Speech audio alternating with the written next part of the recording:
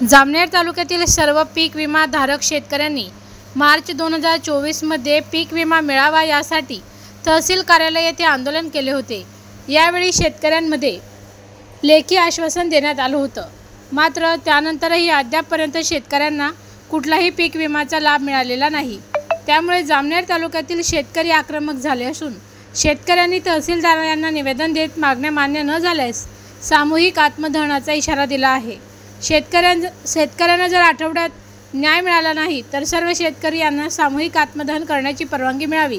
तसेच या दरम्यान कुठल्याही विमाधारक शेतकऱ्याने स्वतःच्या जीवाला धोका होईल असे कृत्य केल्यास त्यास सर्वस्वी प्रशासन, कृषी अधिकारी व विमा कंपनी जबाबदार राहील असा इशारा निवेदनाद्वारे दिला आहे। मंत्री गिरीश महाजन यांच्या राज्याच्या संकटमोचक म्हणून ओळख आहे, मात्र त्यांच्याच तालुक्यातील शेतकरी संकटात असताना ते मात्र प्रचारात व्यस्त आहेत। मंत्री गिरीश महाजन यांनी शेतकऱ्यांकडे लक्ष द्यावे, अन्यथा त्यांच्या विरोधात फतवा काढण्याचा निर्णय घेण्यात येईल असा सुद्धा इशारा यावेळी शेतकऱ्यांनी दिला।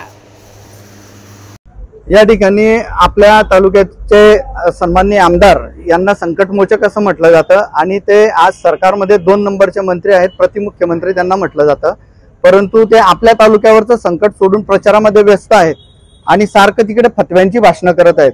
आपल्या तालुक्यातील शेतकऱ्यांनी त्यांच्या विरोधात फतवा काढू नये अशीच आमची परमेश्वराला प्रार्थना आहे, कारण 4 महिन्यावर विधानसभा आहे आणि त्यांच्यावर हा वेळ येऊ नये की त्यांच्या विरोधात फतवा काढावा लागेल।